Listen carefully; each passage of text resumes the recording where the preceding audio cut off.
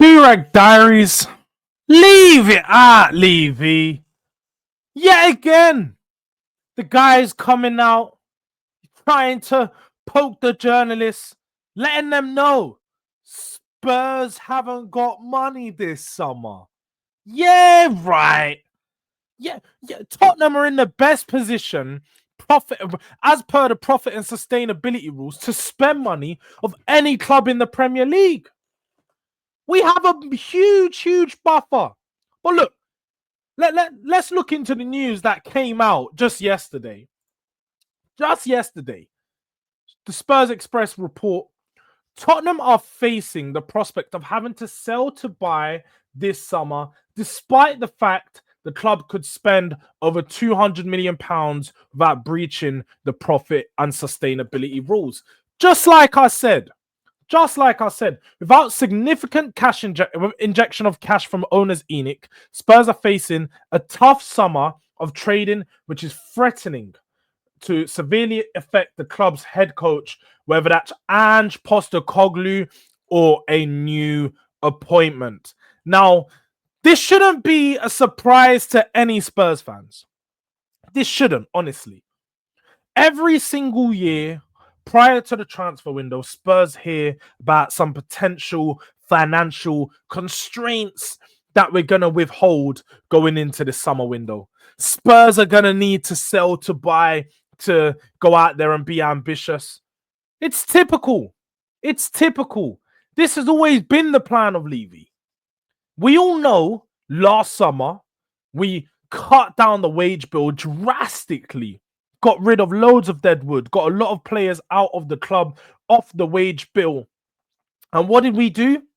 We replaced all these players with young, up-and-coming talents that cost near to nothing on the wage bill. 20, 30k a week, the likes of Archie Gray, the likes of Bergvall, the likes of Odobert. These players don't cost a lot of money on a week-to-week basis. They're all 20, 30, 40k's a week. Nothing that you're going to do if you want to attract top players. Solanke, the star signing last summer, isn't even on 100k a week himself. He's not even on 100k a week himself. That goes to show you where our ambitions lie.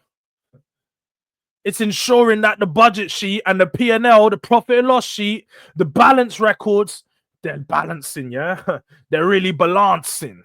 Because we all know when Spurs go one way, the other thing needs to come up. And that's what's looking to happen this summer. Not surprised.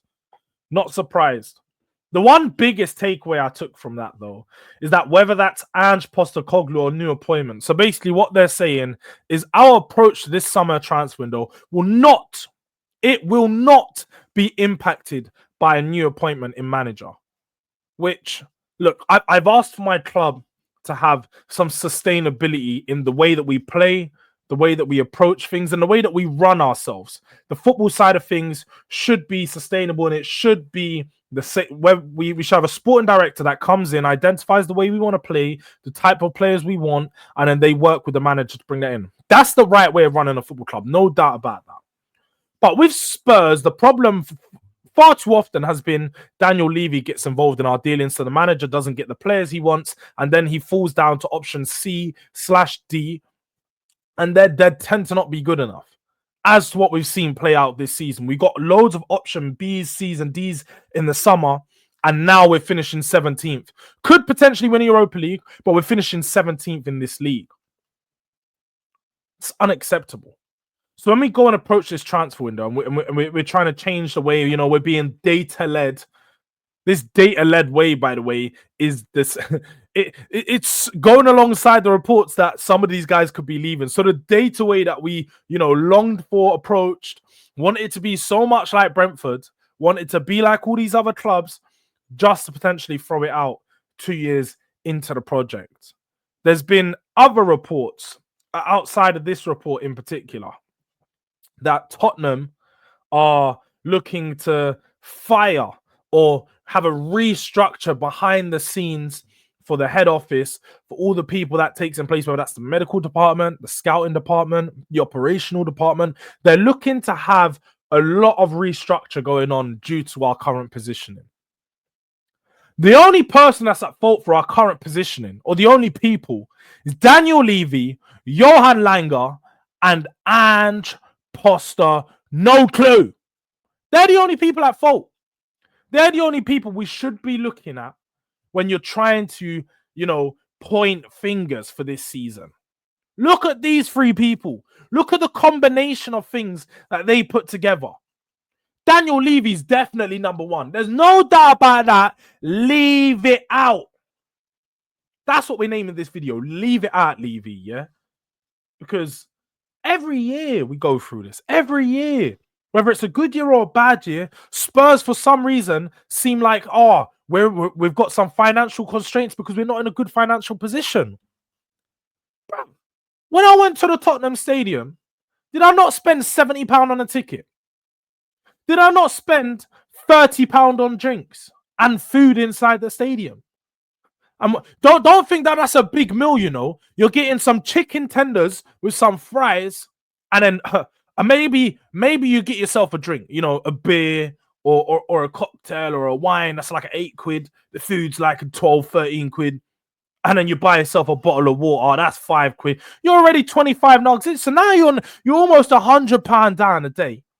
You've got 60,000 people in there spending nearly 100 quid a day. Yeah. 60,000. So we can clear almost, we're just throwing numbers out there. 6 million on a match day. £6 million we can clear on a match day. But you're going to tell me that we aren't in a good financial position. Spurs, the team that charged the most of all clubs in England for their match day tickets. The Spurs, the team where their season ticket is as much as any other team in Europe. We're up there in the top 5. We're not top 5 performing teams. Spurs, the team that was just on this weekend, we were all over the screens, our stadium was, and it wasn't for anything Tottenham related, for Chris Eubank and Conor Benn's fight. Also, don't forget, we secured Beyonce, we secured 50 Cent, Mary J. Blige, K-Dot, Scissor. We've got a host of concerts to come up. So don't tell me this summer we don't have money. I ain't hearing it. We have the dollar. Go out there and fucking spend. Go out there and put your hand in your pocket. Put your money where your mouth is and go make something happen. Go make Spurs successful again. Go make us ambitious. Show some ambition. Because right now, the excuses that's already been planted, I'm not hearing it, I'm not accepting it, and I'm not here for it. It's just absolute BS. Tired of Daniel Levy, tired of Tottenham, and I'm tired of these silly-ass games that he likes to play. This summer, I bet see us move serious.